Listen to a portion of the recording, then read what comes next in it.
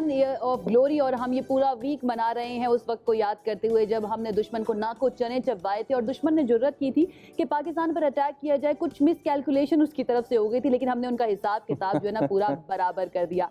Welcome करेंगे आपको इस खुसूसी ट्रांसमिशन के अंदर। मेरा नाम आयशा यूसुफ है और मुजम्मिल अली खान साहब भी हमारे साथ मौजूद हैं। 6 तारीख से ये ट्रांसमिशन शुरू हुई थी, आज 8 है और ये सिलसिला जारी रहेगा 10 तारीख तक। मकसद सिर्फ एक है कि आपको हम याद कराते रहें और दुश्मन को बताते रहें कि भाई दोबारा से आपने जुर्रत करनी नहीं है। हम बहुत अच्छे पड़ोसी हैं, लेकिन अगर आप जुर्रत करेंगे अटैक करने की, हमें ललकारने की, तो फिर हमें आपको जवाब देना भी आता। बिल्कुल। और अगर इस मैली आंख की बात की जाए तो मुझे एक बड़े इंपॉर्टेंट पर्सनालिटी हमारे DGISPR साहब के बहुत प्यारे अल्फाज याद आ रहे हैं जो कि उन्होंने दिल से कहे थे और हर पाकिस्तानी के दिल की आवाज़ है कि मैली आंख पाकिस्तान की तरफ कोई उठा के देख नहीं सकता। तो हम लोग जाके सुनते हैं पहले DGISPR साहब ने क्या कमेंट दिया था।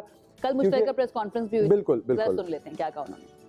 किसी का बाप भी पाकिस्तान पे आंच नहीं ला सकता। जो कायद आज़म ने फरमाया था, nothing can undo Pakistan, the belief in ourselves, कि जो फेंकोगे हम खड़े हैं। ट्रेडिशनल नॉन ट्रेडिशनल जो तुमने डालना करो। The potential and resilience to combat multifaceted challenges, traditional non traditional जो करना करो। This is the strat consequences which we each and everyone know inside and outside. ये जो समझता है, कोई समझता है कि दो न्यूक्लियर नेबर्स के दरमियान, किसी भी दो न्यूक्लियर नेबर्स के दरमियान कोई समझता है द स्पेस ऑफ वॉर, वो पागल है। ये पागलपन है, नहीं हो सकती। ओनली ये mad man can think about it. करना है तो हमारे रिजॉल्व में और हमारे हौसले में और हमारे अज़्म में कोई अच्छा जी, किसी का बाप भी पाकिस्तान की तरफ मैली आंख उठा के नहीं देख सकता। अगर गौर से नहीं सुना कुछ पर्सनालिटीज़ ने इस टाइम पे ग्लोबल स्टेज के ऊपर, तो दोबारा से गौर से सुन लें कि हम लोग बहुत प्यार से डील करना चाहते हैं, हम लोग डिप्लोमेटिकली डील करना चाहते हैं। एक सिविलाइज नेशन जो मेल्टिंग पॉट है कल्चर्स और एथिक्स और एजुकेशन का, कि जहाँ पे मोहनजोदाड़ो जैसी सिविलाइजेशंस मौजूद हैं। हम वो लोग हैं कि जो इल्म और अमन के लिए खड़े हैं। लेकिन अगर आप डिस्टर्बेंस लेके आएंगे हमारे पास, तो फिर हमारे पास ये चीज़ें भी हैं। अच्छा, आपको सबसे प्यारी बात क्या लगती है इस पूरे मिशन के बाद प्रेस कॉन्फ्रेंसेज में, कि जहां हमारे लीडर्स आके भी they take up the mic और फिर दूसरी साइड पे भी leaders take up the mic? अच्छा, मुझे सबसे प्यारी बात अगर आपने पूछी तो वो ये लगी, DGISPR ने कहा अभी तो हमने सिर्फ 10% अपनी ताकत, अपनी क़ुव्वत का इस्तेमाल किया, अभी 90% बाकी है। अगर आपको देखने का शौक है तो आप आ जाइए एक मरतबा, फिर से हम आपको दिखाने के लिए तैयार है। बट उन्होंने एक बात बहुत अच्छी की और ये हम बचपन में पढ़ते भी आए हैं, सुनते भी आए हैं और ये हमारे ना जहनों के अंदर रच बस गई है। That is there is no power on earth that can undo Pakistan. Pakistan नूर है और नूर को जवाल नहीं हो सकता। अच्छा, इस प्रेस कॉन्फ्रेंस के अंदर अब deputy chief of air staff की तरफ से भी बड़े इंपॉर्टेंट स्टेटमेंट्स आए, बड़ी इंपॉर्टेंट उन्होंने बातें की। जरा सुनते हैं उन्होंने क्या कहा। दे स्टार्टेड टारगेटिंग उनके जो टॉप लाइन फाइटर्स थे और विद इन मिनट्स हमने देखा कि अब जो मुझे कहना पड़ेगा कि अब हम 8-0 पे हैं और हमारी कंफर्म्ड किल्स जो हैं वो 4 राफेल्स, 1 Su-30, 1 MiG-29, 1 Mirage 2000 और एक एक्सपेंसिव मल्टी रोल अनमैन्ड। हमें तो याद है कि 6-0 था, लेकिन कल अब हमें पता चल गया कि 8-0 हो चुका है, 8-0 हो चुके हैं, यानी कि 8 तैयारे। अच्छा, कंफर्म किल्स के लिए छोटा सा होमवर्क अपने व्यूअर्स को दे देते हैं। आप एक राफेल तैयारे की बेसिक जो इनका वेरिएंट है उसका जाके प्राइस देखें गूगल के ऊपर। 4 गिराए हैं राफेल, 1 Su-30, 1 मिग और मिराज 2000 भी गिराया है। ये कंफर्म्ड किल्स हैं कि जिनके बारे में हमें इसके अंदर बताया गया इस प्रेस कॉन्फ्रेंस के अंदर। इसके साथ हमारे पास AVM औरंगजेब साहब ने जो एक बात कही थी, वो ये चीज़ कही थी कि ऑपरेटर जो है उसको स्किल्ड होना भी बहुत ज़रूरी है। अब इस कॉन्फ्लिक्ट के अगर फाइनेंशियल एस्पेक्ट की बात करें तो पाकिस्तान ने इंटरनेशनल मीडिया के अंदर जो कॉस्ट ऑफ वॉर कोट की गई थी, वो ये कोट की गई थी क्योंकि हम लोग अपने पाकिस्तान के मिलिट्री इंटेलिजेंस की बात कर रहे हैं और मिलिट्री माइंड की बात कर रहे हैं। $16 बिलियन a डे, और ये अरब न्यूज़ कोट कर रहा है, ये पाकिस्तानी मीडिया कोट नहीं कर रहा है, ये इंटरनेशनल मीडिया कोट कर रहा है। और पाकिस्तान की तरफ से $4 बिलियन के आसपास का बजट था जो कि पर डे एक्सपैंड किया जा सकता था, लेकिन पूरी तरह से एक्सपैंड नहीं किया। उसके बावजूद हुआ क्या, नतीजा क्या निकला? नतीजा ये निकला है कि हमारी जुर्रत, हमारी क़ुव्वत, हमारी जो एक जज्बा है ना, हुब्ब हुब्बुल वतनी का और अपनी उम्मत के लिए लड़ने का, अपने मुल्क के लिए लड़ने का, वो गालिब आ गया उन तमाम रफेल्स के ऊपर, मिग 29 के ऊपर, SU-30 के ऊपर। बहरहाल अब उनकी तरफ से ये जो डिप्टी एयर चीफ हैं उनकी तरफ से एक और बात भी की गई कि भाई हर कुछ अरसे के बाद आप एक नई कहानी लेकर आ जाते हैं, नई आप पता नहीं जो है ना राइटर्स आपने रखे हुए हैं जो स्टोरी राइट करते हैं आपके लिए बॉलीवुड की कहानियों की तरह, और वो लेकर आ जाते हैं और आप असल जिंदगी के ऊपर अप्लाई कर देते हैं, ये जानते हुए कि सामने पाकिस्तान है और पाकिस्तान कई मरतबा आपको शिकस्त दे चुका है। मेरा ख्याल से अगर हम लोग जो कि है ना मूवीज वो रिलीज कर दें जो अपनी इन्होंने रखी हुई है अभी, तो शायद ज्यादा नुकसान हो जाएगा हमारा, लेकिन इस तरह के मिस एडवेंचर से कुछ खास होता नहीं है। आइए सुनते हैं कि मूवीज के बारे में क्या ओपिनियन सामने आए हैं। हर बार एक नई नरेशन और एक नई स्टोरी लाइन के साथ उनको आना पड़ता है क्योंकि समझने की कोशिश कर रहे हैं कि हुआ क्या है। PF was monitoring each and every move जो कुछ के दूसरी तरफ हो रही थी। जो कंसीलमेंट का एफर्ट था उसको हमने मल्टीपल एक्सरसाइजेस की इन ऑल द सेक्टर्स, अपनी redeployments, reconfigurations to pass the message across, और उसी के साथ एक एम्बेडेड थी इंफॉर्मेशन कैंपेन जिसका वाहिद मकसद ये था कि एनिमी की सिचुएशनल अवेयरनेस को डिस्टॉर्ट किया जाए। हमने एक स्ट्रॉन्ग सेफगार्ड रखा हुआ था और एनिमी कम से कम हमारे बॉर्डर्स के करीब तक आने की जुर्रत नहीं कर सकता था। हमने एग्रेसिव फ्लाइंग कंटिन्यू की, इंटेंस प्रेपरेटरी एक्सरसाइजेज अपनी जारी रखी ताकि हम एरियल सॉवरेनिटी को तू शाही है बसेरा कर पहाड़ों की चट्टानों पर, हमारे शाहीनों ने कर दिखाया था 2019 में भी, 1971 में भी, 1965 में भी, और अब इस मई के 2025 के अंदर भी। अच्छा, अगर हम बात करें आसमान की वुसअतों के साथ पहाड़ और समंदर की गहराइयों का, तो वहाँ पर भी पाकिस्तान पीछे नहीं था। हमारी नेवल फोर्स जो है ना वो हम वक्त तैयार थी, बिल्कुल दुश्मन का इंतज़ार भी कर रहे थे, लेकिन दुश्मन ने जुर्रत नहीं की। तो जहाँ पर जो नेवी के रिप्रेजेंटेटिव बैठे हुए थे जनाब रियर एडमिरल शफात अली साहब, उनकी तरफ से इस प्रेस कॉन्फ्रेंस में क्या कहा गया, ये सुनते हैं। कि ज़माना अमन हो या जंग, हम अपनी खुद मुख्तारी, समुद्री हदूद और बहरी मफादात का दिफा करना बखूबी जानते हैं। हम अमन के ख्वाह ज़रूर हैं, बट ये हमारी वीकनेस नहीं है।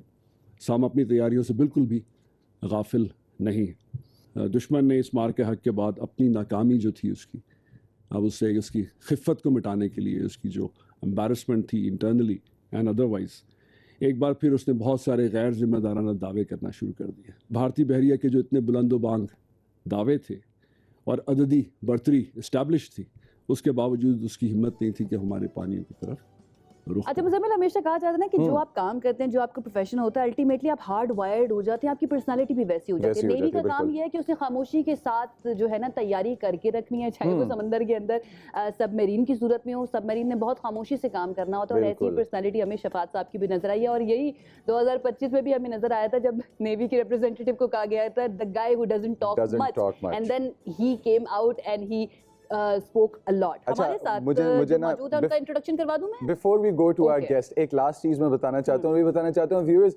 गूसबम्प्स आने वाले कुछ मोमेंट्स होते हैं, और मई के अंदर जिस वक्त नेवी की तरफ से बयान सामने आया तो गूसबम्प्स महसूस हुए, और वो ये महसूस हुए कि एयरफोर्स और पाकिस्तान की नेवी इकट्ठे मिल के सीज को डिफेंड करते हैं। तो जो शिप्स पाकिस्तान के करीब आना चाह रही थीं, जो अपने एयरक्राफ्ट कैरियर्स लेके आना चाह रहे थे, हम उनको समंदर में वहीं सिंक करने के लिए तैयार बैठे हुए थे, और वो लोग आगे नहीं आए। और इसी के साथ हम जाते हैं हमारे गेस्ट की तरफ। Defence analyst brigadier retired Rashid Wali साहब मौजूद हैं। सर, गुड मॉर्निंग, अस्सलाम वालेकुम एंड वेलकम। ये जो ईद नुमा हम अपना सेलिब्रेटरी जश्न मना रहे हैं आज मार्का हक का, थोड़ा सा ज़रा नेवल साइड से स्टार्ट करते हैं। पाकिस्तान की मैरीटाइम सिक्योरिटी जो है वो कितनी स्ट्रॉन्ग है, और किस कदर हम लोग तैयार हैं कि अगरचे कोई मिस एडवेंचर, मिस कैलकुलेट करना चाहता है और फिर उसके बाद प्रोपेगेंडा के साथ पहले अटैक करेंगे। जारी बात है, नरेंद्र मोदी की टेक्स्ट बुक है कि जिसको इस्तेमाल करते हुए इंडिया चलता है। तो हम लोग कितना तैयार हैं, और ये भूल क्यों नहीं करनी चाहिए दुश्मन को? जी बहुत शुक्रिया। मैरीटाइम सिक्योरिटी की आपने बात की, तो पाकिस्तान बिल्कुल जी मैरीटाइम डोमेन में हमारा जो टेरिटोरियल वाटर्स हैं और इवन EEZ, तो इसमें हमारी जो नेवी है बहुत इफ़ेक्टिव है, और ख़ास तौर पे हमारा जो सबमरीन कंपोनेंट है वो बड़ा लीथल है, और सबसे ज़्यादा ख़तरा भारत को उसी से है, क्योंकि उसके पास एक एयरक्राफ्ट कैरियर है और बल्कि आप तो वो तीसरा एयरक्राफ्ट कैरियर उसकी तरफ भी जाने का सोच रहे हैं। वो एक किस्म का वाइट एलिफेंट बन जाता है, क्योंकि जब उसको वो सी पे लेके आते हैं तो उसके लिए प्रोटेक्टिव सूट होता है जिसमें आप उसके डिफेंसेस में यू कैन पोक होल्स, और वो सबसे बड़ी वल्नरेबिलिटी है। इवन 71 जैसी जो हालात थे जिसमें बड़े खतरात थे, उन्होंने आके कराची की पोर्ट पे हमले भी किए, मगर उसी जंग में आपको मालूम होगा कि गाजी हमने उनका जो INS कुकड़ी है जी उसको सिंक किया, और ये एक बहुत बड़ा लॉस था जो वर्ल्ड वॉर 2 के बाद एक पूरा जो शिप है उसका सिंक होना। और ये उनको मालूम था, उसके बाद उनकी नेवी ने जुर्रत नहीं की कराची की तरफ आने की। तो यही हालात इस लास्ट ईयर थे, क्योंकि चंद साल पहले की बात है ब्रिगेड साहब, आपको भी याद होगा आई एम श्योर कि हमने डिटेक्ट भी कर ली थी चंद साल पहले उनकी सबमरीन को, बट हमने एक फ्रेंडली जेस्चर का मुजाहरा करते हुए कहा कि ठीक है आप अपनी सबमरीन को यहाँ से ले जाएं, और सबमरीन के लिए मौत होती है उसका डिटेक्ट हो जाना। बहरहाल मैं चाहूँगी कि आप ज़रा ना जो हमारी बर्री फौज है उसकी तैयारियों के बारे में, एंड देन जिस तरह से नैरेटिव कंट्रोल किया गया हमारे जितने भी रिप्रेजेंटेटिव थे पाक अफवाज के उनकी तरफ से, एंड पॉलिटिकल जो हमारी लीडरशिप है उनकी तरफ से, उसके ऊपर ज़रा आप कमेंट कीजिए। किस तरह से था, हमारी तैयारी कैसी थी, माजी से मुख्तलिफ थी, उससे ज़्यादा तैयार थे हम? प्लीज़। जी बिल्कुल, माजी से बेहतर तैयार थे, इसमें कोई शक नहीं है, क्योंकि आजकल की जो जंग है, nature of war has changed, और not only nature has change बल्कि ग्रामर ऑफ वॉर जो है वो भी तब्दील हो गई है। yes. तो इसमें जो तीनों सर्विसेज हैं वो बड़ा उनके दरमियान इत्तेबात ज़रूरी है। जैसे भारत, क्योंकि आपने एक डायनामिक जो थ्रेट होती है उसको देखना होता है, और लाइव थ्रेट है तो आप उस लाइव एनवायरनमेंट में आपने रिस्पॉन्ड करना होता है, आपने अपनी आर्म फोर्सेस को कन्फिगर करके रखना होता है, और उस तरीके से आपने थ्रेट की असेसमेंट भी करनी होती है।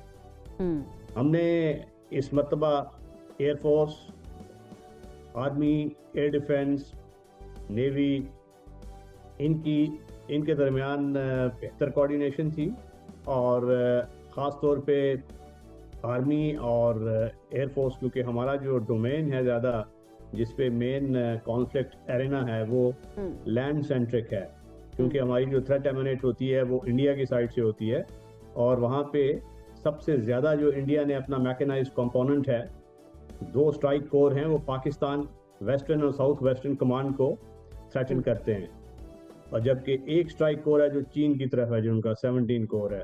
तो अब तो वो थिएटराइजेशन पे जा रहे हैं कि उन्होंने ट्राई सर्विसेज कॉम्बैटेंट कमांड्स वो कर रहे हैं, और उस वक्त तक जब ये लास्ट ईयर था जब उन्होंने हमला किया, तो उनके जो गैप्स हैं वो अब उन गैप्स को फिल करने की कोशिश कर रहे हैं।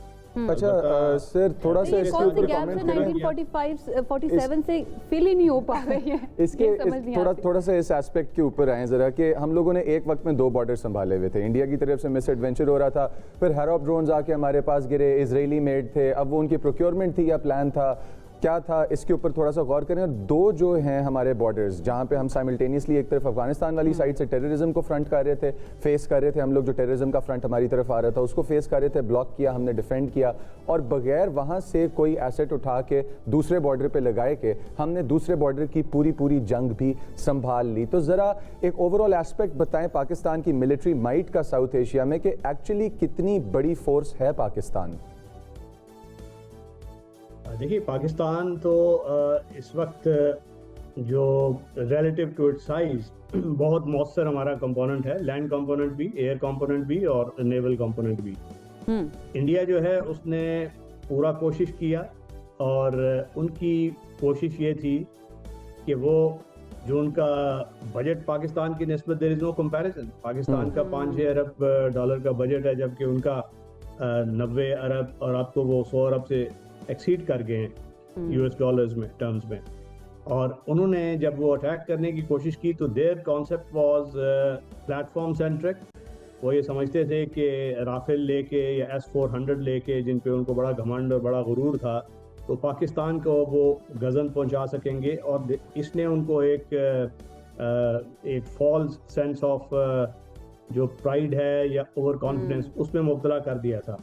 और दूसरी एक और बड़ी खतरनाक बात इंडिया में ये हो रही है कि वहाँ पे एक ऐसी हुकूमत है जो RSS ड्रिवन है, जो कॉस्ट बेनिफिट इक्वेशन जो रैशनल एक्टर करता है उसके तहत ऑपरेट नहीं करती। तो जब आइडियोलॉजी स्टार्ट्स ड्राइविंग यू तो फिर sanity, rationality, professionalism takes a back seat. एक बहुत खतरनाक रुझान ये हो रहा है कि वहाँ पे जो हिंदुत्व ड्रिवन आइडियोलॉजी है वो उनकी आर्म फोर्सेस में सीप कर रही है। जो BGP Oh my affiliated God. Senior commanders उनको प्रमोशन दी जा रही है at the cost of professional officers.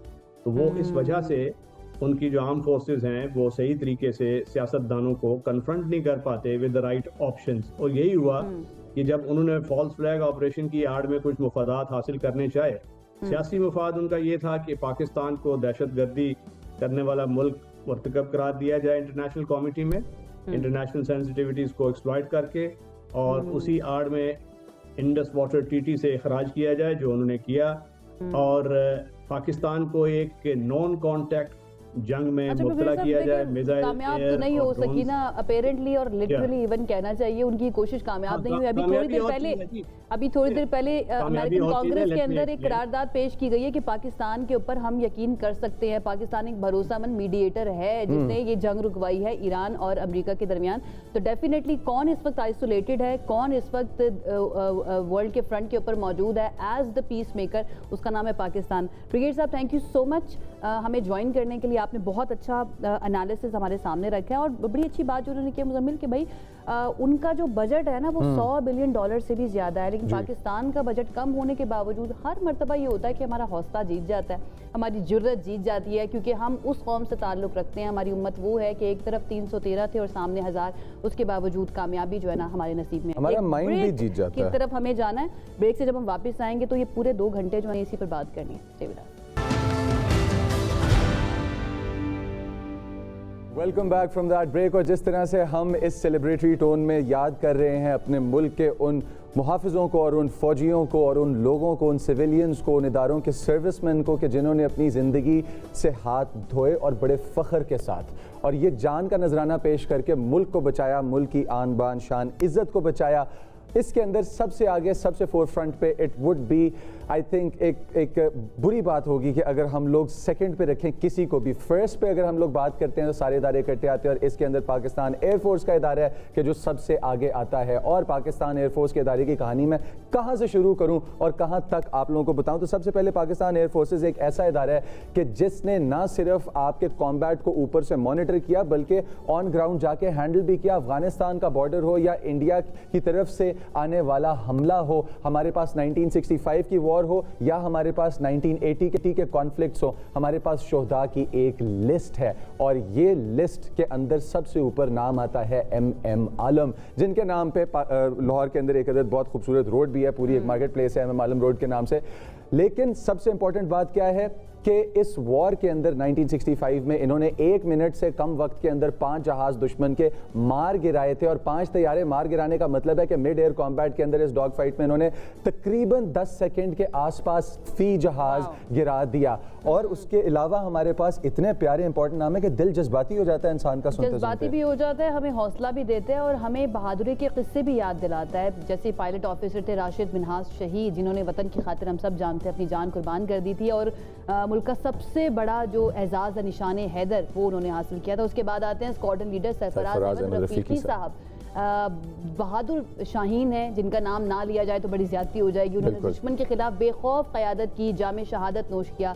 Flight lieutenant Arshad समी खान का भी जिक्र करता है जिन्होंने 1965 की जंग में सबसे ज्यादा जंगी मिशन उड़ाने का एजाज हासिल किया, जबकि विंग कमांडर जावेद अफजल अहमद ने 1971 की जंग में दुश्मन के 2 हंटर तैयारे मार गिराए थे। उसके बाद थोड़ा सा आगे चले, 1980 की दिहाई के अंदर अफगान सरहद पर टेंशन थी और इसके दौरान स्क्वाड्रन लीडर खालिद महमूद ने F-16 ऑपरेशंस में 3 दुश्मन के तैयारे तबाह किए, जबकि स्क्वाड्रन लीडर हमीद कादरी ने भी दुश्मन के तैयारे गिराकर अपनी महारत का मुंह बोलता सबूत दिया। और जदीद दुनिया की बात करें जो हमने देखा है, हमारी आंखों ने देखा, हमने ऑब्जर्व किया और हम जाकर अपनी अगली जनरेशन को बताएंगे कि भाई हम देखकर आ चुके हैं कि 2019 में स्विफ्ट रिटॉर्ट में पाकिस्तान ने किस तरह से जवाब दिया था। पाक फिजाइया ने अपनी ताकत दिखाई थी। विंग कमांडर नुमान अली खान साहब जो है उन्होंने अपनी बहादुरी पर सितारा जुर्रत हासिल किया और स्क्वाड्रन लीडर हसन सिद्दीकी ने तमगा मुजाहराए जुर्रत अपने नाम किया, जबकि विंग कमांडर फ़हीम अहमद ने भी गैर मामूली जुर्रत का मुजाहरा करते हुए कौम का सर फ़ख्र से बुलंद किया। मैं चाहूँगी कि मार्का हक के जो हमारे हीरोज़ हैं उनके बारे में आप बताइए प्लीज़ मुज़म्मिल। अच्छा, हमारे पास 2025 में पाक फ़िज़ाइया ने एक अदद बहुत बड़ा मिशन किया और वो बहुत बड़ा मिशन हमारी इज़्ज़त बचाने का था और हमारे पाकिस्तान को सेफ रखने का था। पेशावराना महारत, जदीद जंगी हिकमत अमली, हमारे पास नाकाबिले तस्खीर, हमारे पास एक अदद हौसले की दास्तान थी जो रकम कर दी गई फ़िज़ाओं में। और ये एक अदद ऐसा वाक़या था कि जो हिस्ट्री में जाएगा। AVM साहब औरंगज़ेब ने कहा था कि ये सिलेबस में पढ़ाया जाएगा। जदीद टेक्नोलॉजी की बात हो या हमारे पास वॉरफेयर की नॉलेज की बात हो या माइंड मैप जो एक जंग में डिप्लॉय किया जाता है उसकी बात हो, पाकिस्तान के शाहीनों ने एक बार फिर, जिस तरह से अभी प्रोग्राम के स्टार्ट में आपको बताया कि 4 राफेल गिराए, हमने मिग गिराया, हमने SU-30 गिराया, हमने S-400 तबाह किया, हमने $16 बिलियन पर डे के बराबर का damage according to international media अपने दुश्मनों को दिया। और ये बताया कि अगर आप अपनी नजर हमारी तरफ उठाएंगे तो जिस तरह से DG ISPR साहब ने कहा किसी का बाप भी नहीं कर सकता। देखिए, हम दुश्मन को वैसे चाय पिलाते हैं, आपके लिए मैं पानी जो है ना वो आगे कर देती हूँ, अब आपको पानी पी लेना चाहिए। हमारे साथ इस वक्त मौजूद है air commodore retired Khalid Chishti साहब। उनकी तरफ चल, वो सुन भी रहे हैं, मुस्कुरा भी रहे हैं, आई एम श्योर हमसे एग्री भी करेंगे। और उनके लिए भी प्राउड की बात है, हमारे लिए बड़े प्राइड की बात है कि जब भी हम उनको बुलाते हैं वो आते हैं और उनकी जो रिसर्च होती है ना वो बड़ी ज़बरदस्त होती है, बड़ी कमाल की होती है। मैं तो बहुत ज़्यादा सीखती हूँ। चिश्ती साहब अस्सलाम वालेकुम, कैसे हैं आप? सबसे पहले तो ये बताइए। वालेकुम अस्सलाम Ayesha Muzammil, thank you very much. मैं अल्हम्दुलिल्लाह खैरियत से हूँ and thank you for the invitation. Thank you so much for joining us. Chishti साहब, ये बताइए, हमारी पाक फ़िज़ाइया ने तो दास्तानें रकम की हुई हैं जो हमने पहले किताबों में पढ़ा था और अब हम वो खुशनसीब है जिन्होंने देख भी लिया है, ऑब्जर्व भी कर लिया और हम अपनी आगे आने वाली नस्लों को बताएंगे भी कि भाई जब 2019 में जंग हुई थी ना उस वक्त हमारे स्क्वाड्रन लीडर कैसे इंडिया की फ़िज़ाओं में जाकर वहाँ पर टारगेट्स को निशाना बनाकर आए थे। ओपनिंग स्टेटमेंट्स आपकी तरफ से मैं चाहूँगी कुछ आने चाहिए हमारी पाक फ़िज़ाइया के बारे में और उनकी जुर्रत और बहादुरी के बारे में। बहुत शुक्रिया, आपने बड़ी ज़बरदस्त जो रिसर्च की है, मैं उस पर आपको ज़्यादा अप्रिशिएट करना चाहूँगा क्योंकि आपने एक मेरे मेंटोर का नाम लिया, सरफराज रफीकी। वो 1965 की जंग में जब मिशन पर गए थे तो उनको जाने से पहले पता था कि शायद वो वापस नहीं आएंगे और उन्होंने फिर भी मिशन लीड किया। बहुत डेंजरस मिशन था। एक तो मैं उनका ज़ाहिर है बहुत बड़ा एडमायरर भी हूँ और एज ए फाइटर पायलट मैं अपना उनको रोल मॉडल समझता हूँ, जिनको जाने से पहले पता था कि death for him is not a matter of chance, it's a matter of time. तो ऐसे भी हीरो। एक ऑन द लाइटर नोट आपके व्यूअर्स को आसानी के लिए बताता चलूँ, आपने अभी बात नाम लिया है अरशद समी का, तो आपकी दिलचस्पी के लिए बताता चलूँ कि ये जो रिनाउंड सिंगर है अदनान समी, ये उनके वालिद थे। वो जो अब हमारे नहीं रहे। एक तो ये मैं आपको जी वो इंडिया चले गए, फिर अपनी मोहब्बत उस मुल्क के लिए साबित करनी पड़ती है सोशल मीडिया की मीम्स देखने के बाद। जी मैं अक्सर मैं जब यूनिवर्सिटी में पढ़ाता हूँ तो मैं मिसाल देता हूँ कि वैल्यूज ट्रांसफॉर्म किस तरह करती हैं ओवर द इयर्स। मैं एज अ केस समझे इसको रेफर करता हूँ। अब ऑन द सीरियस नोट जो आप बात कर रहे हैं, देखिए ये अल्हम्दुलिल्लाह ये बड़े प्राइड की बात है कि 2025 में जो हमने एक न्यू नॉर्म हिंदुस्तान को सेट नहीं करने दिया। इंडिया चाहता था कि अपनी मर्जी से, क्योंकि पाकिस्तान को रिलेटिवली कमजोर भी समझता था, मिलिटरीली भी, डिप्लोमेटिकली भी, इकोनॉमिकली भी और पोलिटिकली भी। तो जाहिर है वो चाहता था कि एक न्यू नॉर्म सेट कर दिया जाए जिसके अंदर वो जब और जहां चाहे वो जिसको दहशतगर्द डिक्लेयर करे और जाकर हमला कर दे। ये बड़ी उसकी खाम ख्याली थी जिसको रिकॉर्ड स्टेट भी किया और आने वाले वक्तों के लिए जाहिर है रिकॉर्ड ना सिर्फ स्टेट किया, एक सबक भी सिखा दिया।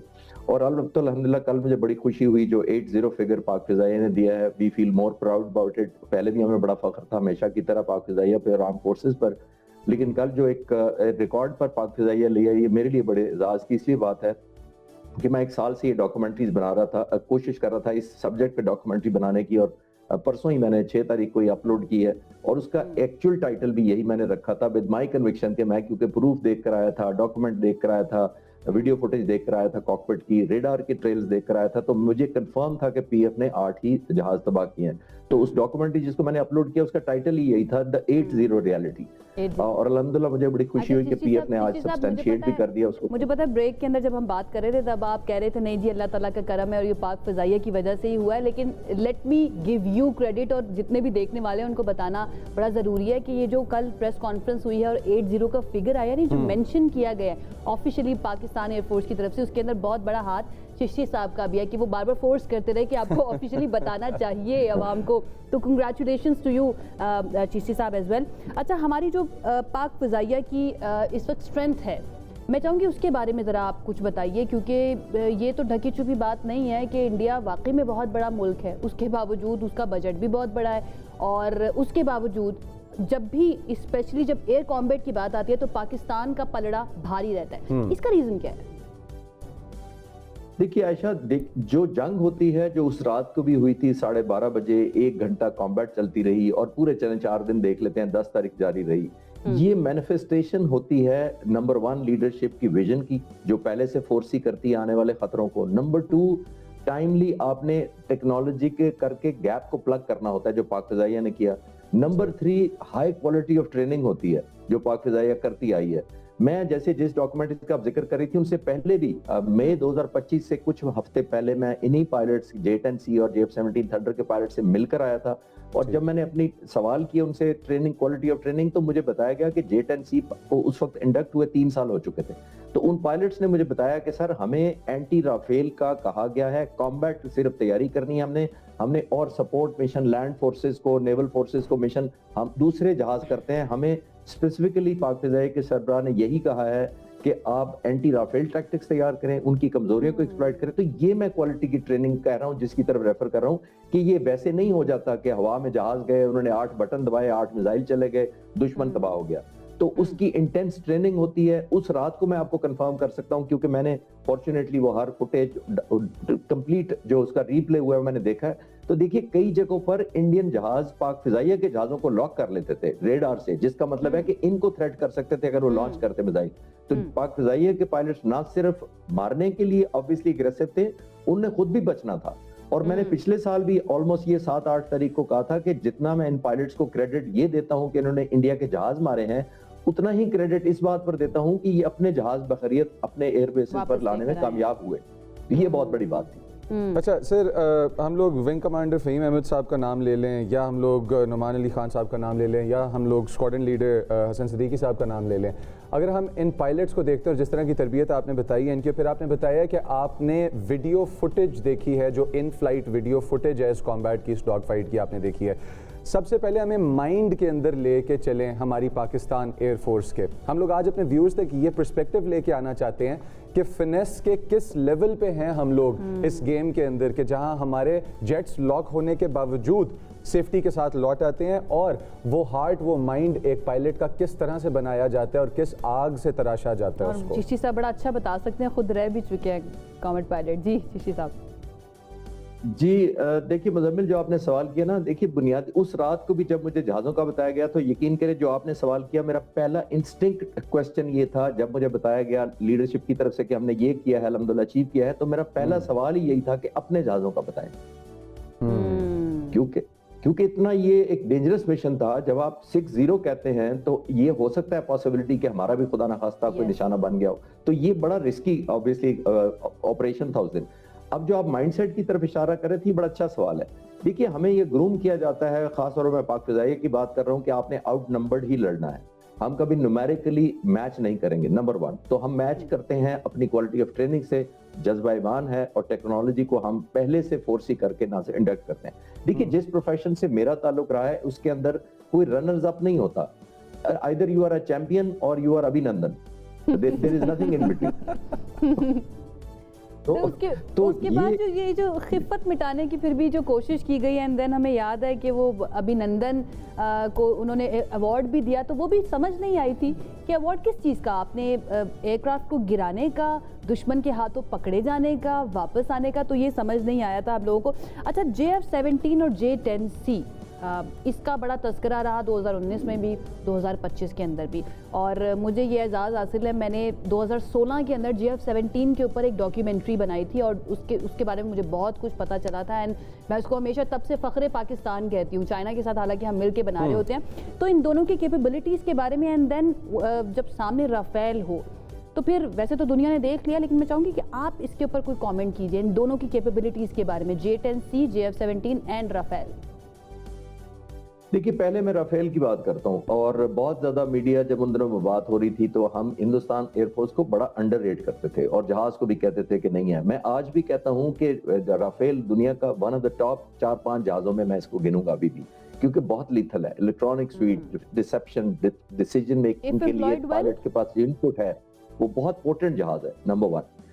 J-10C दुनिया में कभी टेस्ट नहीं हुआ था। J-10C सिर्फ पाक फिजाइया ने पहले 20 जहाज इंडक्ट किए हैं, फर्स्ट कंट्री है जिसने पहले इंडक्ट किए हैं। चाइनीज ने खुद इसको ऑपरेशनलाइज या वॉर टेस्ट नहीं किया था। जबकि राफेल इस वक्त दुनिया में 325 उड़ रहे हैं, उसके अंदर 36 इंडिया के पास हैं, और पिछले 24 सालों में, क्योंकि 2001 से ये जहाज उड़ रहे हैं, आज तक किसी कॉम्बैट में ये डिस्ट्रॉय नहीं किया गया, यानी किसी निशाना नहीं बना। अल्हम्दुलिल्लाह। और 7 जहाज जो पिछले 24 सालों में क्रैश हुए हैं वो एक्सीडेंट थे या ह्यूमन एरर था। तो इंडियंस ने 1 घंटे के अंदर अपने 4 गिरवा लिए, एज कम्पेयर टू 7 जो 21 सालों में गिरे, और वो भी डिफरेंट अदर वजूहात की वजह से। तो मैं ये सिर्फ लिंक करने की कोशिश कर रहा हूँ कि इंडियंस ने प्रोफेशनल एयरफोर्स है, but they made lot of mistakes. अब आते हैं J-10C। रिकॉर्ड मुद्दत में आयशा, मैं इन पायलट से मिला तो मैंने हैरान हुआ देखकर कि ये 3 से 4 घंटे सिर्फ चाइना में जहाज उड़ाकर फेरी करके पाकिस्तान ले आए थे ये जहाज। और नॉर्मली पायलट 8 से 10 घंटे से पहले इस तरह नहीं कर सकते कि इंडिपेंडेंट जहाज उड़ाकर ले जाए।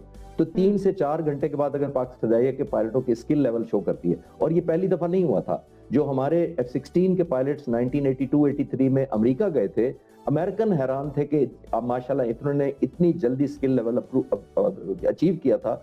तो ये हिस्टोरिकली हमारा अल्हम्दुलिल्लाह एक क्वालिटी ऑफ ट्रेनिंग बहुत अच्छी रही है। डिफरेंट कर क्या रहे हैं फिर हम पाकिस्तान एयरफोर्स के अंदर अपने इन पायलट्स के साथ कि इतनी आसानी से ये नई स्किल्स जो है ना वो सीख भी लेते हैं? माइंडसेट किस तरह से डेवलप किया जाता है? अच्छा, अगर इससे कोई खतरा हो कि दुश्मन भी सीख लेगा तो मत बताइएगा चिश्ती साहब, लेकिन अगर इजी है बताना तो प्लीज बताइए। उनको तो हम खुद एडवाइस कर रहे होते हैं ना कि आपने क्या करना है क्या नहीं करना, वो ना सुने तो एक उनकी जी, मैं सुनने पे पहले बता देता हूँ। मैं पिछले साल कनाडा था, वहाँ पे एक इंडियन जर्नलिस्ट थे, वो सिख ओरिजिन के कैनेडियन थे। उन्होंने मुझसे ये पूछा था सवाल कि आप इंडियन एयरफोर्स इतनी बुरी है, आप कह रहे हैं कि आपने 6 जहाज मार दिए, क्योंकि मैंने उनको कहा था ये 60, उस वक्त 60 था ऑफिशियली, तो मैंने 60 कहा। उन्होंने कहा हमारी एयरफोर्स इतनी बुरी है। तो मैंने कहा आपकी एयरफोर्स बहुत अच्छी है, प्रोफेशनल है, बट गलतियां की हैं। कहते क्या एडवाइस करेंगे हमारी एयरफोर्स को? मैंने 1 साल पहले, आयशा आप बिलीव करें, मेरा इंटरव्यू है उनके पास, अभी भी होगा सोशल मीडिया पे कहीं, तो मैंने 1 साल पहले उन्होंने कहा, मैंने कहा अपनी एयरफोर्स को कहें कि अपनी गलती मानकर एक ग्रेसफुल एग्जिट प्लान कर लें। और ग्रेसफुल एग्जिट ये होता है कि हम फाइटर पायलट्स को लास्ट डिच मनूवर एक सिखाया जाता है कि अगर लाइफ थ्रेटनिंग हो जाए तो ये मनूवर करके जान बचाई जा सकती है। तो मैंने कहा इंडियन एयरफोर्स को चाहिए कि लास्ट डिच मनूवर कर लें और ग्रेसफुली अभी निकल जाएं। जुलाई 2025 की मैं बात कर रहा हूं। और अगर नहीं किया उन्होंने तो दुनिया चेस करेगी आपको। तो हमने क्या चेस करना था? प्रेसिडेंट ट्रंप ने पीछा नहीं छोड़ा पूरा साल उनका। ऐसे ही है, वो कहते हैं ना कि it is not about the gun, it is the man या हैंड बिहाइंड द गन। और वो काफिर है तो शमशीर पे करता है भरोसा, मोमिन है तो बेतैग भी लड़ता है सिपाही। तो डेफिनेटली हमने तैयारी फिर भी अपनी पूरी रखी। अच्छा, इंटरनली भी बहुत सारे फ्रैक्चर्स हैं इनकी एयरफोर्स के अंदर के, जहाँ पे इन्होंने कुछ इंडिजिनस इंजन्स बनाने की कोशिश की, कुछ एयरक्राफ्ट्स बनाने की कोशिश की। साल दहाइयों पे दहाइयाँ गुजरती चली गई और अभी तक डिलीवरी नहीं हो पाई उन वॉर मशीन्स की। सर, आपने अपना टाइम निकाला, थैंक यू सो मच। और आपको सुनने का मजा इस तरह से आता है जिस तरह किसी आलिम को सुनने का मजा आता हो इंसान को। Sir, thank you for bringing the light and the perspective and the knowledge to our screens and hope you have a great day ahead. अच्छा, व्यूअर्स, पर्सपेक्टिव से अगर आप देखते हैं, इस लेंस से अगर आप देखते हैं, तो आपको 2 चीजें क्लियर मिलती हैं। पहली, आपके पास नॉलेज होनी चाहिए, लेकिन उससे इंपॉर्टेंट आपके पास जिगरा होना चाहिए, जिसको हमारी स्ट्रीट लैंग्वेज में कहा जाता है ग्रिट एंड हिम्मत। इसी के साथ बढ़ते एक छोटी सी ब्रेक की तरफ वापस जाते हैं तो मुलाकात होती है। Welcome back. अब मार्का हक में व्यूअर्स, दुनिया ने सिर्फ पाकिस्तान की पाक फौज की पेशावराना महारत नहीं देखी, बल्कि सिर्फ इस बहादुरी के साथ हमारे पास जो हमारी कौम, हमारे लोग, हमारे बच्चे, हमारे वो लोग आम सिविलियंस जो कि इस जंग में बगैर कहे कंप्यूटराइज सिंक्रोनाइज माइंड की तरह साथ जुड़ के खड़े हुए थे अपने वतन के दिफा के लिए, सीसा पिलाई दीवार बन के खड़े हुए थे, उनका ये अज़्म भी देखा। और हुआ क्या कि ऊपर से जहाज गुजर रहे हैं, ड्रोन्स गुजर रहे हैं दुश्मन के, सरहदों पे टैंक्स आगे आ रहे हैं, आपकी तरफ फायर पावर आ रही है, आपकी तरफ मिसाइल आ रहे हैं और आपकी तरफ अटैक्स, कई तरह के साइबर अटैक्स आ रहे हैं। क्या कुछ है जो नहीं हो रहा। लेकिन इसके साथ कहीं पे आपको पाकिस्तान के अंदर चकवाल जैसे एरियाज के अंदर जहां पे आपके पास ड्रोन्स गुजर रहे हैं और अटैक्स हो रहे हैं, लोग अपनी पर्सनल गन्स उठा के बाहर लेके आगे तीतर का शिकार खेलते हैं, दोनाली बंदूक के साथ, जिसे देसी जुबान में कहा जाता है, और उससे ड्रोन गिराने लगा एक अदद शहरी। और दूसरी तरफ हमें बच्चे नजर आ रहे थे। चकवाल की बात कर रहे हैं, मैं लाहौर की बात कर लेती हूँ। लाहौर में एक ड्रोन आगे गिरा तो पता चला एक नौजवान आया बाइक के ऊपर और वो ड्रोन उठाकर जो है ना वो भागकर वहां से चला गया। तो भाई बहुत ही जबरदस्त ये जो सीसा पिलाई दीवार हम बात करते हैं ना, तो इसके अंदर जो बिल्डिंग ब्लॉक्स थे इस दीवार को बनाने के, उसमें पाक फौज तो थी, लेकिन हमारे मुल्क के दीगर लोग जो हैं वो भी उसके अंदर हर उस बिल्डिंग ब्लॉक की तरह मौजूद है, जिसने उस दीवार को बहुत ज्यादा मजबूत कर दिया था। ये मनाजिर आपको दिखाने का मकसद ये है कि आपकी मेमोरीज के अंदर ना महफूज हो जाए कि उस वक्त आवाम किस तरह से खड़ी हुई थी अपनी पाक अफवाज के साथ। और ये साबित किया कि कोई भी महाज हो, हमारे नौजवान फौजी जवान जो हैं वो तो खड़े हैं ही हमारा दिफा करने के लिए, लेकिन हमारे जो आम लोग हैं, हमारी जो आवाम है, वो भी साथ साथ मौजूद है ताकि दुश्मन को भरपूर जवाब दिया जा सके। और जब पाकिस्तान के खतरनाक फतेह-1 मिसाइल दुश्मन पर बरस रहे थे तो कौम के बच्चे, नौजवान और बुजुर्ग इस मंजर को ऐसे देख रहे थे जैसे उनके लिए ना कोई पिकनिक हो या कोई ऐसा वार हो जिसके अंदर अपना जज्बा उस मिसाइल के साथ वो आगे लेकर भेजते हैं। और सिर्फ महाज जो है वो जंग ही नहीं, घरों के अंदर भी उब्बुल वतनी का एक अलग सा मंजर देखा जा रहा था। माएँ हों, बहनें हों, फौजी जवानों के लिए वो खाने भी तैयार कर रही थी। शहरी जो है अपने घर फौज के हवाले कर रहे थे ताकि जवानों को किसी किस्म की परेशानी नहीं होनी चाहिए। वो कहते हैं ना कि अफराद के हाथों में है अक़वाम की तकदीर, हर फर्द है मिल्लत के मुकद्दर का सितारा। तो हर फर्द ने ये साबित किया था 2025 मई के दौरान, उन 4 दिनों की जंग के दौरान, जिसमें तकरीबन 87 से 88 घंटे तक डॉग फाइट हुई थी आसमानों के ऊपर। और उस वक्त हम भी तैयार थे, हम यहाँ पर बैठे हुए थे और हम लोग आपको पहुंचा रहे थे एक एक खबर कि क्या हो रहा है। और ये जंग और जो है हार्ड एक्शन जितने जोर से हमारी आर्मी रिपेल कर रही थी, उसी तरह से ये जो सॉफ्ट एक्शन कहा जाता है, जो वॉरफेयर की एक स्टेज है कि जहां पे आपके खिलाफ जो मिस इन्फॉर्मेशन की, एक डिस इन्फॉर्मेशन की कैंपेन चल रही थी, उसको बैठ के सर्जिकली डिसेमिनेट किया जा रहा था। इन्हीं डेस्क स्पेस से आप पाकिस्तान का कोई चैनल लगा लेते, किसी प्राइवेट यूट्यूबर का चैनल खोल लेते, किसी की फेसबुक फीड खोल लेते। अभी चिश्ती साहब हमारे साथ मौजूद हैं, किस तरह से एक्टिव थे। अच्छा, सबसे प्यारी बात व्यूअर्स जो लगी वो ये लगी कि सबसे पहले तो मैं सलाम पेश करना चाहूंगा उन बच्चों को कि जो पाकिस्तान आर्मी के टैंक्स और उनकी आमद और रफ्त और उन रस्तों के ऊपर वीडियोस बनाने से मना कर रहे थे लोगों को, कहीं दुश्मन की नजर निगाह ना पड़ जाए, और पाकिस्तान आर्मी के टैंक्स को कैमोफ्लेज करवाने की कोशिश कर रहे थे। एट द सेम टाइम हमारे फौजी जिस वक्त गन्स लोड कर रहे हैं, चीजें लोड कर रहे हैं, आवाम साथ मिलकर लोड करवा रही है ताकि दुश्मन को भरपूर तरीके से जवाब दिया जा सके। कल आयशा ने एक बहुत प्यारी बात की थी और कहा था कि इंटरनल फ्रैक्चर्स हर जगह पे होते हैं, डिफरेंस ऑफ ओपिनियन हर जगह पे होता है, लेकिन एट द सेम टाइम जब दुश्मन हमारी तरफ नजर करता है तो उसको बहुत जल्दी इस बात का अंदाजा हो जाता है कि इनके डिफरेंसेस अपनी इंप्रूवमेंट के सफर को तय करने के लिए, इनके डिफरेंसेस हमारे एक्सप्लॉइट करने के लिए नहीं है। एक मीम याद आ गई, एक सोशल मीडिया के ऊपर 2025 में मैंने देखी थी कि भारत क्या समझता है, हम तो अपने टैंकों को नहीं छोड़ते, हमने आपके टैंकों को छोड़ना था। तो ये बड़ा जरूरी था इस चीज को समझना कि भाई हमारे शिकवे शिकायत जिस घर में, जैसे घरों के अंदर होते हैं, हमारे आपस में शिकवे शिकायत हो सकते हैं, लेकिन जब आप घर के ऊपर पत्थर मारने की कोशिश करेंगे ना तो हम सब एक सीसा पिलाई हुई दीवार की तरह सामने मौजूद होंगे। अच्छा, हम साइबर स्पेस की भी बात कर लेते हैं क्योंकि वहां पर भी एक अजीबोगरीब किस्म की जंग जो है चल रही थी और वहां भी पाकिस्तान का पलड़ा जो है ना वो हमें भारी नजर था। इन्फॉर्मेशन हो, मीडिया हो, टेक्नोलॉजी, आज सब कुछ बहुत ही ज्यादा इंपॉर्टेंट बन चुका है। बल्कि आज की दुनिया में तो डेटा को हथियार सबसे बड़ा कहा जाता है। जितनी भी बड़े बड़े ममालिक हैं वो अपनी डेटा प्रोटेक्शन के लिए बहुत ज्यादा काम कर रहे हैं। इवन इंडिया के अंदर डेटा प्रोटेक्शन के लिए बहुत काम हो रहा है क्योंकि इस डेटा को मैनिपुलेट करके नैरेटिव बनाया जा सकता है, आवाम की राय को तब्दील किया जा सकता है, चाहे वो डिजिटल प्लेटफॉर्म्स हों, सोशल मीडिया हो, एआई की बात कर लें या फिर इंफॉर्मेशन के फौरी तौर पर आगे बढ़ने की इंफॉर्मेशन फ्लो की बात करें। तो ये बड़ा ज़रूरी है कि उसको प्रोटेक्ट किस तरह से किया जाए। और 2025 के दौरान पाकिस्तान ने किस तरह से साइबर वॉरफेयर लड़ी थी इसके ऊपर हम बात करेंगे, लेकिन एक ब्रेक की तरफ हमें जाना है। ब्रेक से वापस आएंगे, पर्टिनेंट शख्सियत हमारे साथ मौजूद होंगे जो थोड़ा सा हम डाइव इन करेंगे कि उनके माइंड के अंदर क्या है, वो क्योंकि लिखते भी रहे हैं और लिख रहे हैं अभी भी, तो वो ज़्यादा बेहतर हमें बता सकते हैं। ब्रेक की तरफ जाते हैं।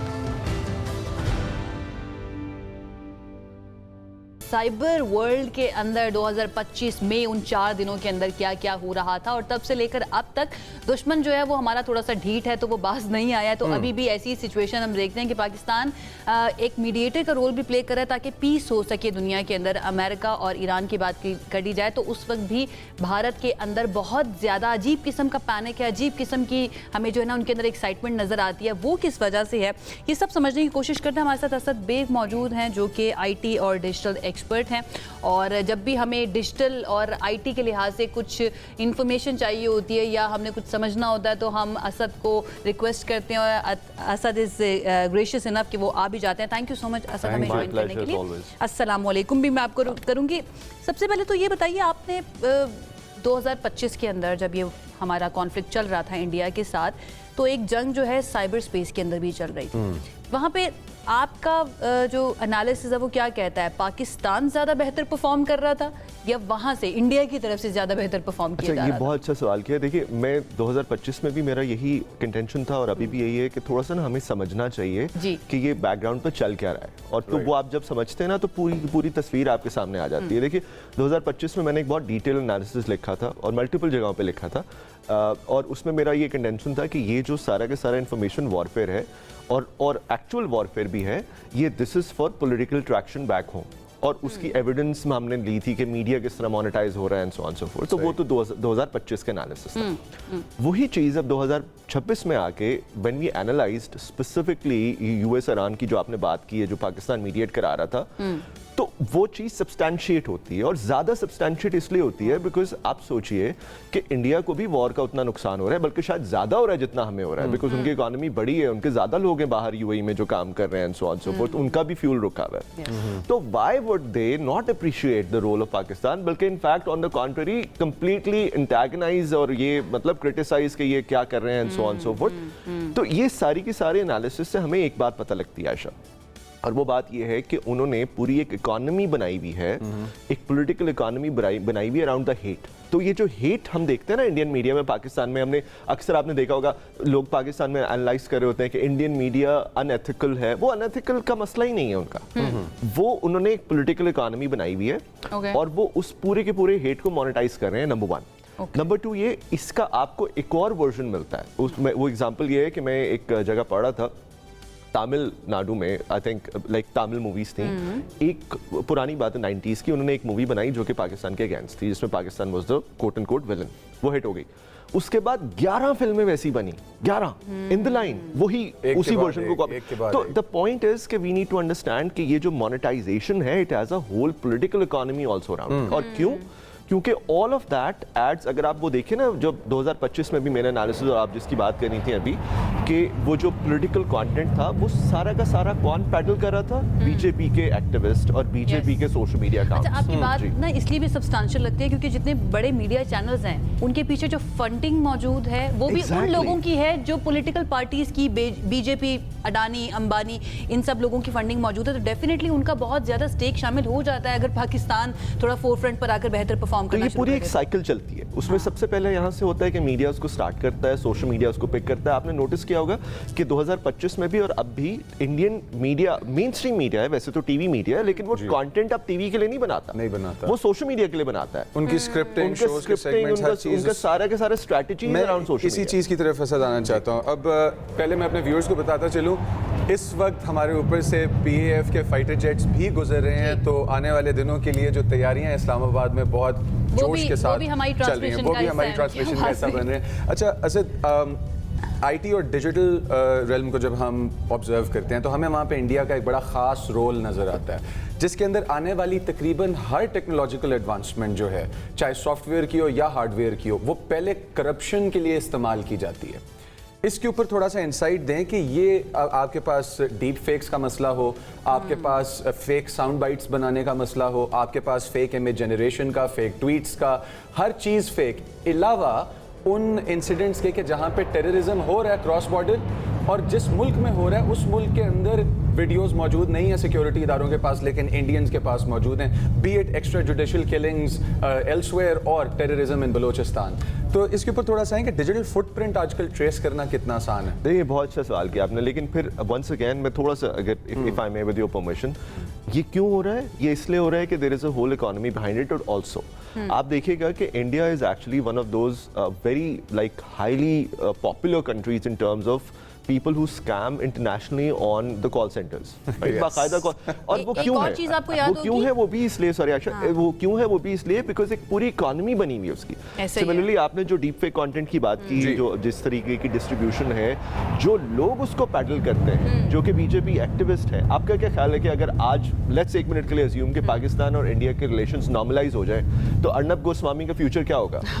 You see what I am saying? So there is a whole economy around it. जो आप जिस डीप फेक की बात करें ना, वो भी इसलिए क्योंकि वो बिकती है वहां पे। एक और बात आयशा, जब ये 2025 में मई वाला वाकया हो रहा, तो मैं BBC के एक शो में था जहां पे एक इंडियन सहाफी भी थे, और वो बहुत इंटरेस्टिंग बात कर रहे थे। वो ये कह रहे थे कि एक तो वो मीडिया में एग्रेशन है, लेकिन एक इन जनरल आम पॉपुलेशन में भी एग्रेशन है कि वो चाहते हैं कि कुछ हो, You see what I'm अच्छा, saying? ये तो देखिए, ये कहाँ से आई ये है? भी एक पैराडॉक्स ही है ना, एक पैराडॉक्स बन Exactly, गया है कि right? आवाम चाह रही है या आवाम के ऊपर इम्पोज किया Yes. जा रहा है, जिसकी वजह से उनका माइंडसेट बन रहा है। मैं याद ये कराना चाह रही थी, 2021 में आपको याद होगा EU डिसइंफॉर्मेशन लैब्स, Right. उसका एक स्कैंडल आया था और उसके पीछे पता चला था कि भारत इन्वॉल्व है। भारत की तरफ से वो फेक न्यूज फैक्ट्रीज जो है ना वो बनाई गई हैं, जो यूरोप से बैठकर ऑपरेट करती हैं और फिर वो पूरी दुनिया के अंदर जैसा भी Even Israel के issue के अंदर भी भारत की जैसा भी वो involvement आ नैरेटिव गया था, चाहे ये वो बिल्कुल। कंट्रोल कर सकती हैं। तो उसको कॉम्बैट करने के लिए पाकिस्तान की तरफ से आपको लगता है कि ऐसा कुछ किया गया या कोई ऐसा इनिशिएटिव लिया गया हो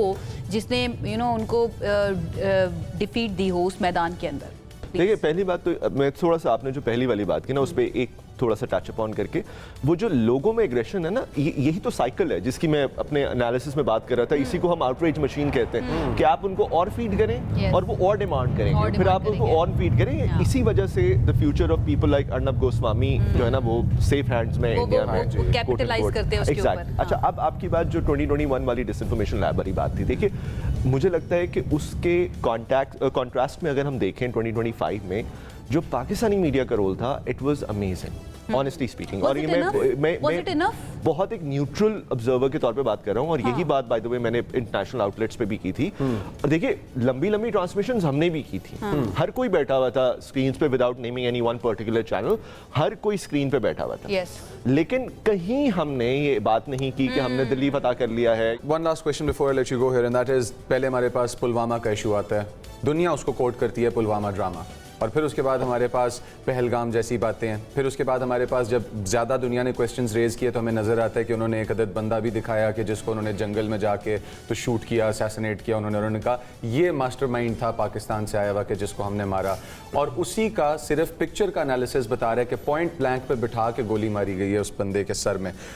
हमारे पास क्यों इंडिया ये मैकेनिज़म्स अडॉप्ट नहीं करता या इस तरफ नहीं आता कि थोड़ी सी रिस्पॉन्सिबिलिटी के साथ अपना स्टेट मेंटेन करे? Why are they so weak and aggressive at the same time with their narrative building campaigns?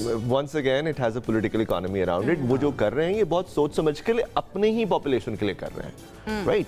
वो ये प्रॉब्लम ये है कि वो ये हमारे लिए नहीं कर रहे हैं, यानी कि वो अपने ही, हाँ, वो अपने ही लोगों के लिए कर रहे हैं, और वो अपने exactly not only that they fooling their people, fool करने में अपने बट देयर आल्सो, जो आयशा मैंने भी आर्टिकल में भी लिखा था, ये it's like a nuclear reactor at home, कि आप उसको फीड करते रहेंगे, वो आपको ज्यादा पावर देता है, but the point will come कि जहां पे वो क्रिटिकल हो जाएगा और वो आपके यहाँ ही फटेगा, हमारे यहाँ कुछ नहीं होगा, राइट? और ये हो रहा है। मतलब 2016 से 18 तक इंडिया में 31 लिंचिंग्स हुई हैं on social media rumours, 31, right? So वो kind of aggression that they are instilling in their population, वो अल्टीमेटली अनफॉर्चुनेटली उन्हीं को हार्म करेगा।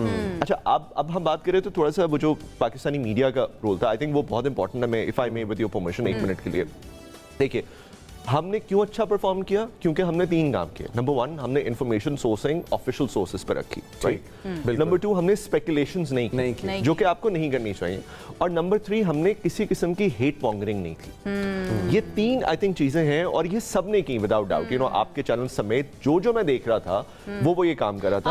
हमने ये नहीं कहा अर्नब गोस्वामी की तरह कि Pakistan Exactly, because in a war आपको ये नहीं करना, nobody wants a war, right? Exactly. लेकिन ये कि आप the way you do it, हम उस तरीके से थैंकफुली अपने आवाम को पागल नहीं बना रहे जिस तरीके से वहाँ का मीडिया मुझे लगता है कि शायद बना रहा है। हमारे पास अपने बहुत अच्छे ज्यादा मसाइल है, points उनके ऊपर आपने फोकस mention करना है। उनके लिए सबसे बड़ा मसला जो है या जिस पर वो कैपिटलाइज करते हैं, मोनेटाइज करते हैं, जो असद भी बात करें, तो वो ये है कि पाकिस्तान के खिलाफ जितनी ज्यादा हेट होगी उनकी बॉलीवुड मूवीज में हमें नजर आता है, उनकी सोशल मीडिया पे नजर आता है, उनकी हम अगर मीडिया के ऊपर देख ले तो हमें यही चीज नजर आ रही होती है, और उसी की वजह से वो इलेक्शंस जीतते भी जा रहे हैं। और अभी रिसेंटली हमने देखा है बंगाल के अंदर भी बीजेपी ही जीत चुकी है। Thank you so much Asad हमें ज्वाइन करने के लिए, always lovely to have you on the show. एक ब्रेक की तरफ हमें जाना है, लेकिन हमारे साथ और भी शख्सियात मौजूद होंगी जिनसे हम बात करेंगे इस सारे इशू के बारे में।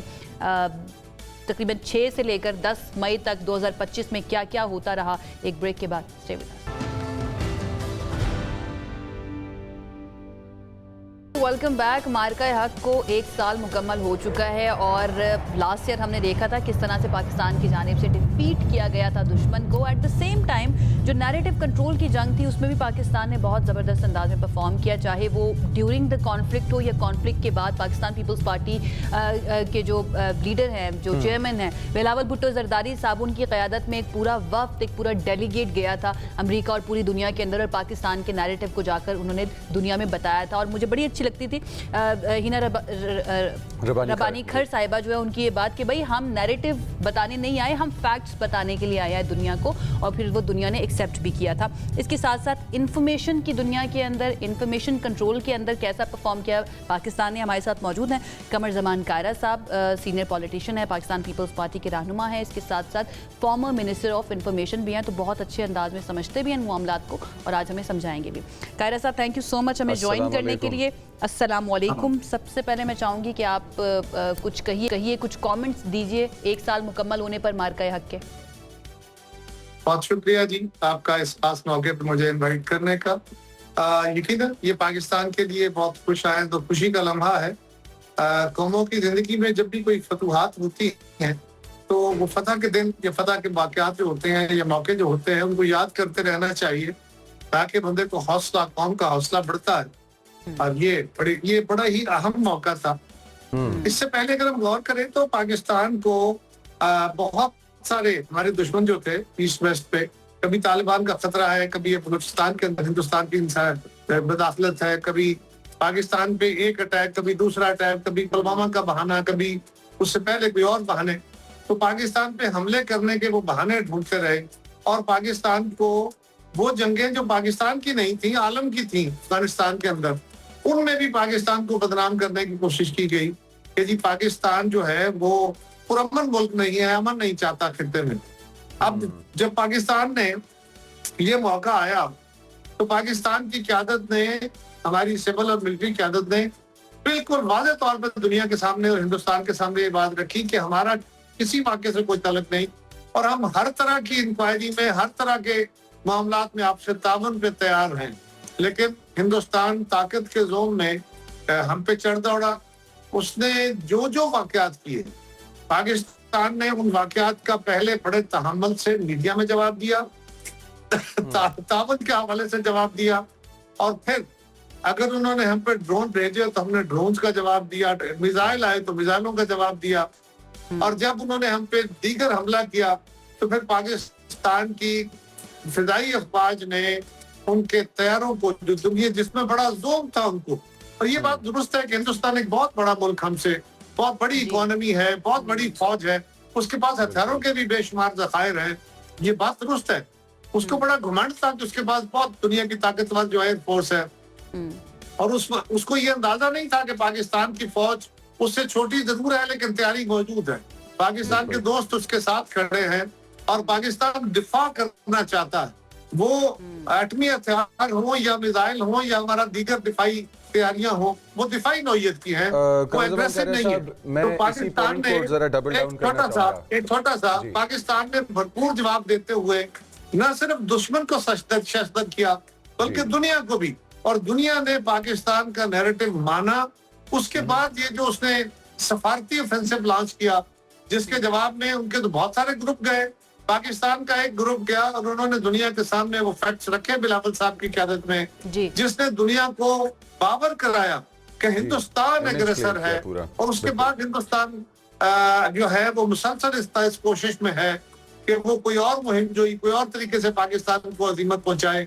अब भी जब इस मौके पे कि दुनिया, ईरान, अमेरिका, इसराइल की जंग की वजह से पूरी दुनिया मुतासर हुई, खास तौर पे हमारा खिता, और पाकिस्तान ने इंतहाई जिम्मेदाराना रोल, बड़ा आला रोल अदा किया हमारी क़यादत ने, और उसके नतीजे में हम दुनिया की बड़ी ताकतों के सालिस के तौर पे, आप जरा गौर कीजिए, ईरान और सऊदी अरब बेशक वक्त आप पे एतबार करें, अरब ममालिक और सऊदी अरब अच्छा, और अमेरिका के अंदर अभी ईरान थोड़ी आपने देर पहले बिना वक्त कायरत एतबार साहब, आई एम श्योर आप तक पहुंचा होगा, अमेरिका की कांग्रेस के अंदर एक करारदाद पाकिस्तान के हक में करारदाद थोड़ी आई। देर पहले पेश जी। की गई है कि भाई पाकिस्तान बड़ा काबिल एतबार है, तो डेफिनेटली ये तो खटकेगा इंडिया की नजर के अंदर। अच्छा, कायरत साहब, हिंदुस्तान को खटकता है। ये जो डेस्परेशन अभी हमें नजर आ रही है, स्पेशली ईरान और अमेरिका के मामले के अंदर, भाई ना आपका कोई लेना ना आपका कोई देना, लेकिन आपने एक आदत बना लिया, आदत ही बना लिया तुमने तो मुनीर अपनी, मुझे वो याद आ जाता है। भारत जो है वो चाहता क्या है? अभी थोड़ी देर पहले हम डिस्कस कर रहे थे, क्या सिर्फ और सिर्फ वो हेट के ऊपर मोनेटाइज करना चाहता है पाकिस्तान के साथ?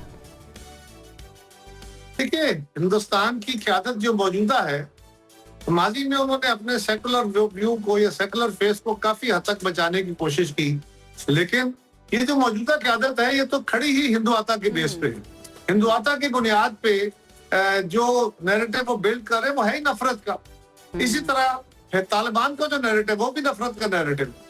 जो मजहबी इंतहा पसंदी की बुनियाद पे खड़े होकर नैरेटिव बनेगा वो नफरत की बुनियाद पे बनेगा।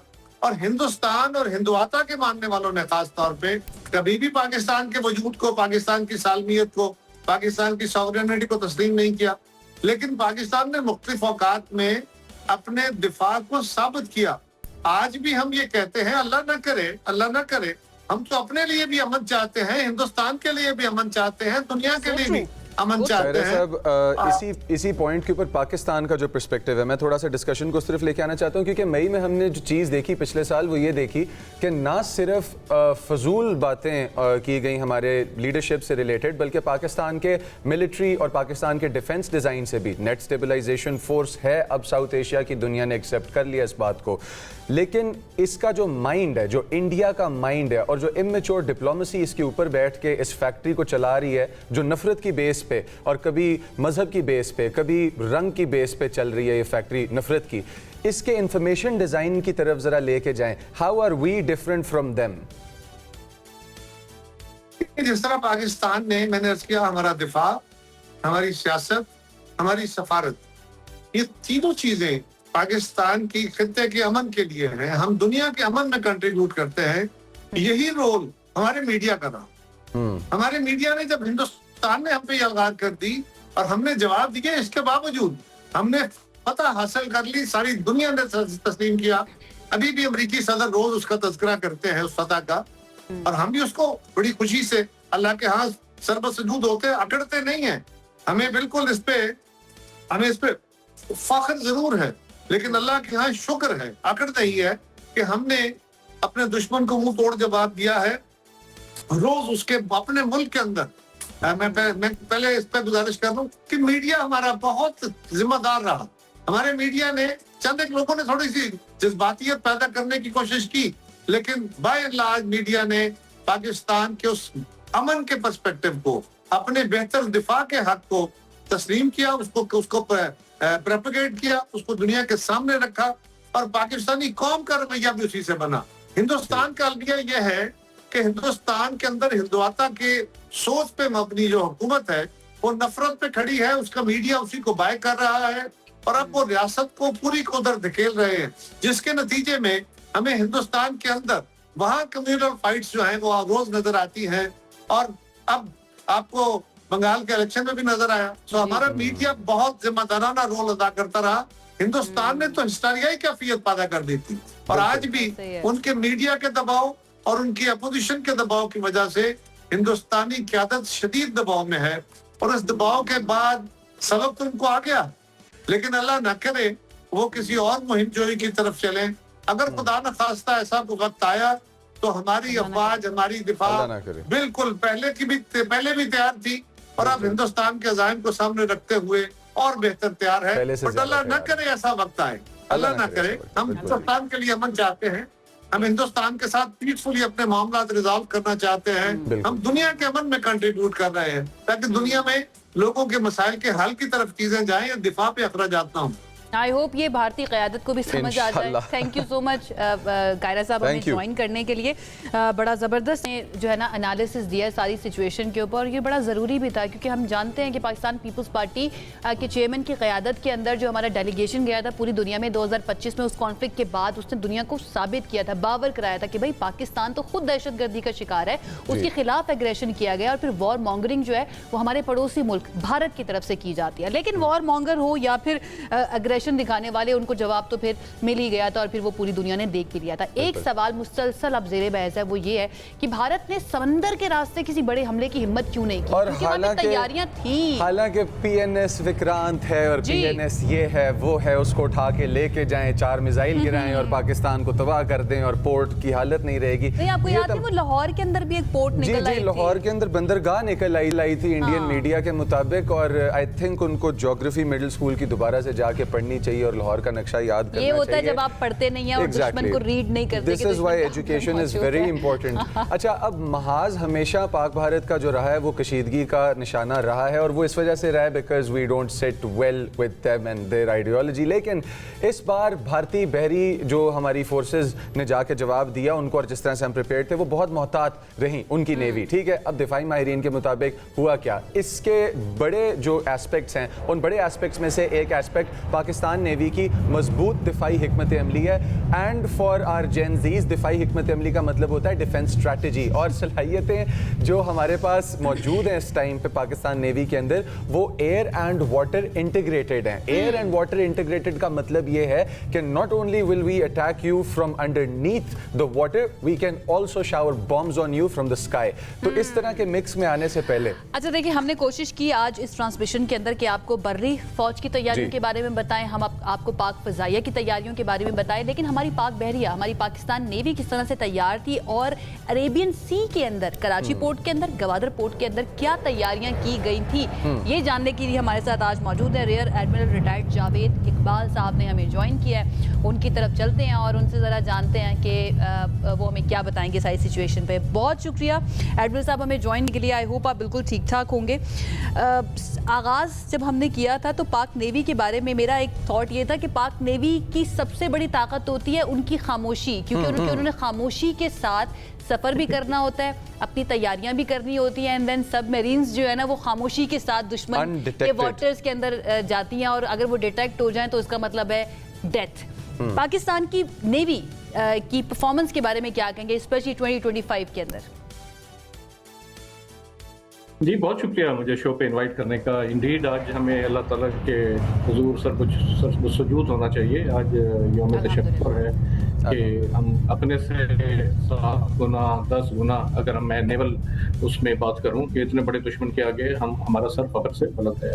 आज यौम फख्र भी है, लेकिन इसके साथ साथ मेरे ख्याल में आज यौम तदब्बुर भी है, क्योंकि हमें एक दफ़ा फिर रिवैल्यूएट करना है, क्योंकि दुश्मन ने जो बेवकूफ़ी की थी और उसने जो कम खाया वो दोबारा स्कीमिंग मोड में है, वो दोबारा प्लान कर रहा है और वो किसी भी वक्त जो है वो ये महाज खोल सकता है। जैसे उन्होंने अपनी खिफत मटाने के लिए ये कहा कि अगला महाज जो है वो समुंदर से होगा। तो मुझे थोड़ा सा जैसे आपने कहा कि एक्सप्लेन करें कि ये किस तरह से होता है पहली दफ़ा। तो देखिए हमारे 4-5 जो है ना वो कलीदी हमारे जिसको हम कहते हैं नेशनल इंटरेस्ट जैसे होता है, कौमी मुफाद होता है, इस तरह हमारा बहरी मुफाद है कि हमें अपनी सीवर्ड डिफेंस करनी है ताकि कोई भी दुश्मन का जहाज़ या सबमरीन या हवाई जहाज़ जो है हमारी कोस्ट के ऊपर, कराची जैसा मेट्रोपॉलिटन सिटी है, इकोनॉमिक इंस्टॉलेशंस हैं, हमारा सारा ऑयल का इंफ्रास्ट्रक्चर, हमारी बंदरगाहें जो हैं वो गवादर है इसी तरह वेस्ट पे, तो उनको कोई भी नुकसान ना पहुंचा सके, सीवर्ड डिफेंस है। फिर हमारी जो एनर्जी सप्लाई आती है, आपने देखा कि तेल जैसे अभी क्राइसिस ने बड़ा क्लियरली इंडिकेट किया कि कितनी डिपेंडेंस है, कि जरा भी इंटरप्शन हो आपकी रसद में तो कितना एक बहरान पैदा हो सकता है। इसी तरह हमारा खुर्दनी तेल जो है ज्यादातर लोगों को नहीं पता कि वो उसका ज्यादातर हिस्सा बाहर से इंपोर्ट होता है। इसी तरह दालें हैं, हमारी फूड सिक्योरिटी है, केमिकल्स हैं, मशीनरी है, यानी अगर आप ओवरऑल परसेंटेज में देखें तो हमारा जो तिजारत है वो 80%, 85% जो है वो समुद्र के रास्ते से होती है। तो जरा सी भी डिस्ट्रप्शन अगर कोई, हाँ बिल्कुल, उसको रोकने की बात करे, अगर उसको काटने की बात करे दुश्मन की पैरियां, तो नेवी का तो जंग में ही वो रोल नहीं है। पीस टाइम में 24/7 जो है वो नेवी मुस्तैद है। अच्छा, ये जो आपने बात की कि हमारा 90% स्पेशली अगर हम ऑयल की बात करें उसकी ट्रेड हो रही होती है समंदर के रास्ते, तो ये बहुत ज़्यादा स्टेक्स तो फिर भारत के भी इन्वॉल्व थे। क्या यही रीज़न बनी है कि भारत ने हिम्मत नहीं की स्पेशली सी के थ्रू अटैक करने की? जी बिल्कुल बिल्कुल, इसको कहते हैं कि उनके लिए एक डबल पैराडॉक्स था। एक आप देखें कि एक तरफ तो उनकी सारी डिपेंडेंस ऑयल की गल्फ के रास्ते से, अपने हॉर्मस के रास्ते से निकल के उनका तेल आता है। बहुत कम उनकी परसेंटेज है जो राइट लेफ्ट से नाइजीरिया से वो लेते हैं या रशिया से लेते रहे हैं पास्ट में। तो ये एक बहुत बड़ी वजह थी, क्योंकि जैसे अपना हॉर्मस की क्लोजर, पाकिस्तान की तो सारा साहिल समुंदर के सामने से ये तेल गुजर के ईस्ट की तरफ जाता है। तो हम किसी भी पोजीशन में, हम इंडिया की जो ये वाइटल सप्लाई लाइन है वो काटने की हर वक्त पोजीशन में है। हमारी सुपीरियर स्ट्रेटेजिक ओरिएंटेशन है, हमारे एसेट्स इस जगह पे मौजूद है। जबकि इंडिया को अपनी दफा करने के लिए बड़े लॉन्ग, हजारों मील दूर अपने एसेट्स भेजने पड़ते हैं। उनको लॉजिस्टिक सपोर्ट उनके लिए एक बहुत बड़ा चैलेंज है। किसी भी सारी वल्नरेबिलिटीज को एक्सप्लॉइट करते हैं। आपसे इसी पॉइंट के बारे में मैं कुछ पूछना चाहता हूँ, और वो ये है कि सिंस आज हम वॉर को सेंटर पर रख के इस डिस्कशन के अंदर मिलिट्री कैपेबिलिटीज़ की बात कर रहे हैं, तो इंटेलिजेंस सबसे आगे आती है। पाकिस्तान को तो हमने बात भी की, एक्सप्लोर भी किया और कैपेबिलिटीज़ की भी बात की। अब हमें बताएं कि हमारी नेवी उनकी नेवी के बारे में जानती क्या कुछ है? कौन सी ऐसी इंफॉर्मेशन है हमारे पास कि जो डेट्रीमेंटल साबित होती है हर दफ़ा उनके लिए कॉम्बैट के दौरान?